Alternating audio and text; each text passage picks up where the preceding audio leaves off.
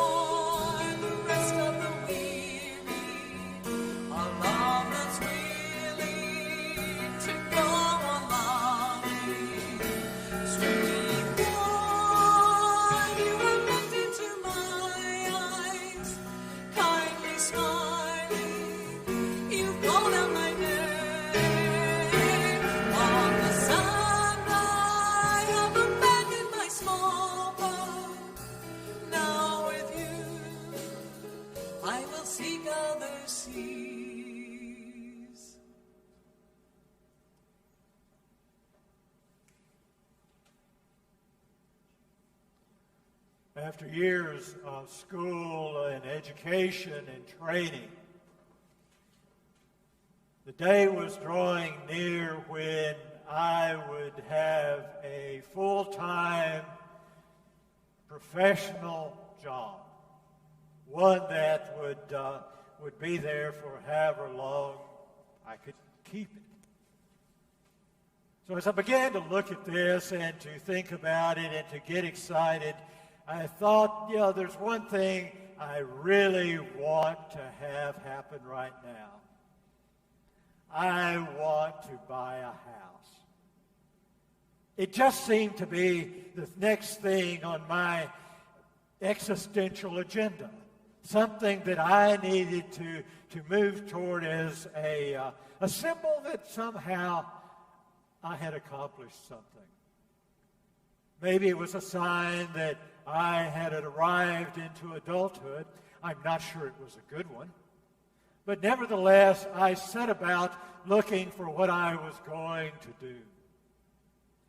And I looked about it. One day I was driving in from work, and I noticed this place where they were building houses. It was a new subdivision.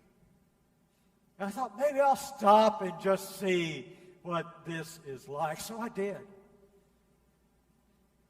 And as I met with the person there in the office, he said, I have a few home sites left here. And we looked around, and I said, no, this all looks too compact, too crowded. I need something a little more. He says, well, we're building in another place. So he took me out to that. And as we drove into this new subdivision with a few houses already there, I thought, I think this is it. So beyond all the negotiations and the planning, we decided that this was where we were not going to buy a house, we were going to build a house. And we were going to build a house just like the one where the model where we had just been having meetings. The excitement started. It was a wonderful time. It's this feeling of arriving, of getting there and being. And so over the next few months, we saw and watched as this house took shape. We would sneak in because we really weren't supposed to be there, and we would look around and we would walk around and we'd be so happy. We picked out the various things that went wherever they were to go, and we loved it. And so then the day came and we closed on the house on the sale, and we went and we started moving in. We began to make it what we wanted it to be, but one of the great areas for me was the lawn. For you see, the front part of the lawn was sod, and the back was seed. We couldn't afford to have the back as sod, so we just seeded it. And I took great pride in this lawn, and I got a nice lawnmower, and I got everything I needed to keep it, and I took great and wonderful care of it.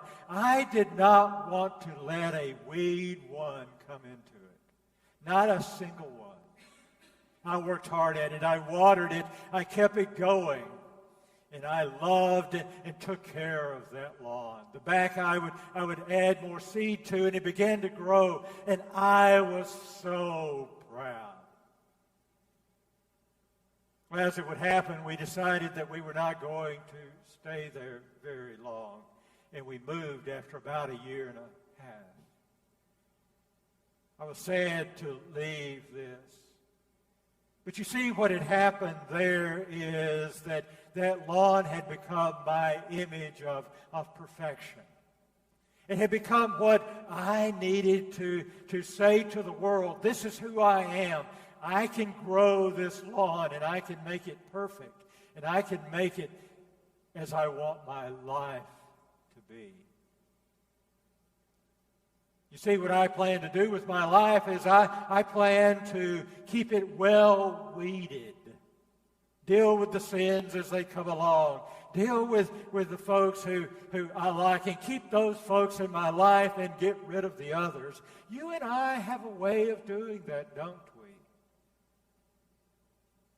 We choose our theologies, we choose our philosophies, and we keep them weeded. We go for the ones that just really shine, the ones that really stand out and reflect the best of what we think they ought to be. Our friends are like that too, aren't they?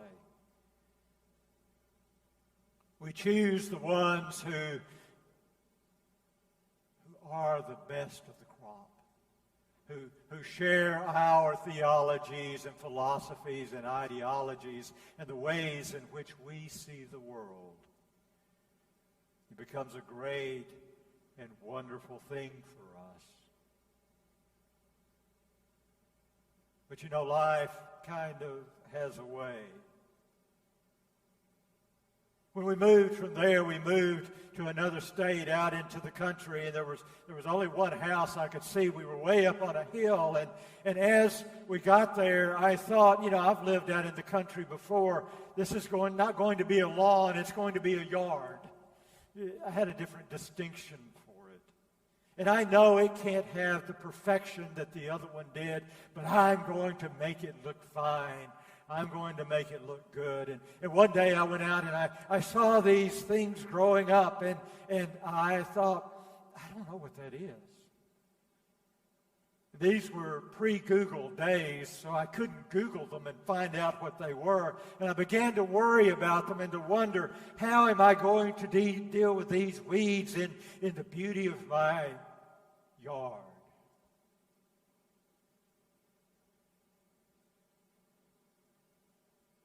I worried about it for a few days, and then one morning I got up. And I looked out on my yard. And it was the prettiest color of blue that I had ever seen. All of these weeds had miraculously become beautiful flowers. And I began to think, I can't mow this right now. They're tall, but I can't do that. Look at the beauty of what I thought were weeds.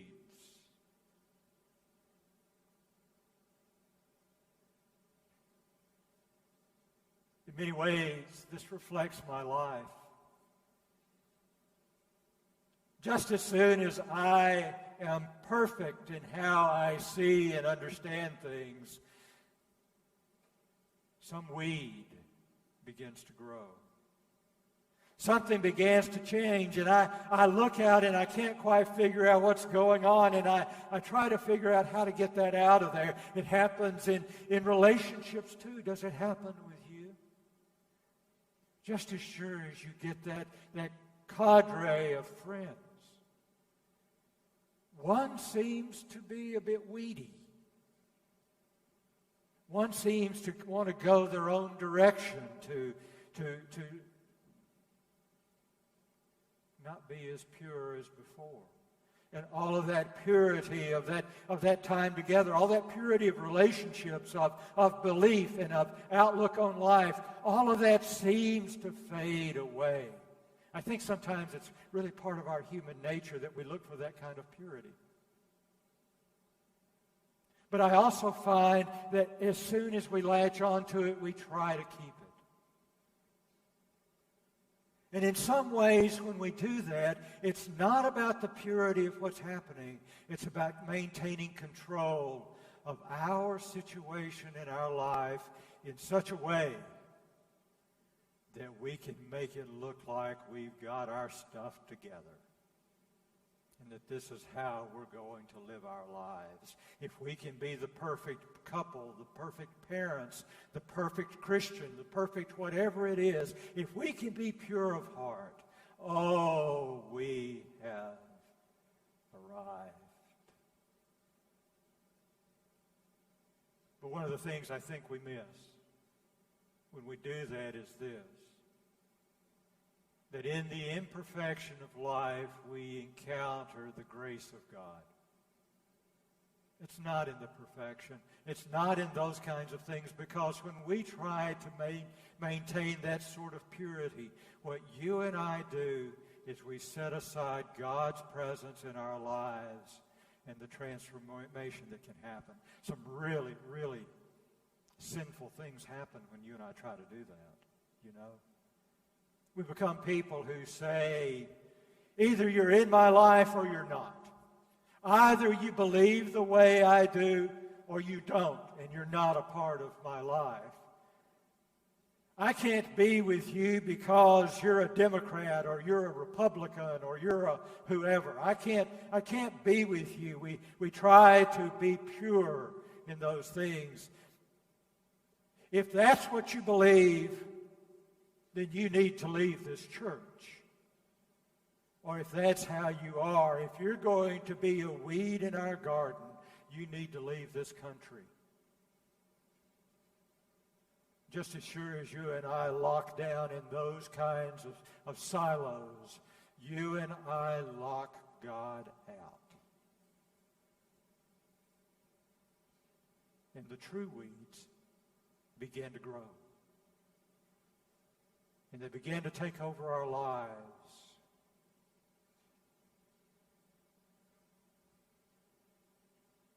It's a challenge for me, this scripture, you know. It's a challenge for me because the problem for me is that gathering the weeds that's in fact a weed in itself for me. That seeking of perfection is a very weedy process, a true weed, not like the wildflowers that grow. But what I have to do is I have to let go of that. I have to let go of the need to control the purity of my life and of the world. And I have to open myself to God's grace and love. And when I do that, wildflowers begin to grow. That's my prayer for us this day. That you and I can have the courage to let go and let God. And when we do, then and only then can we begin to see the beauty in our lives. Amen.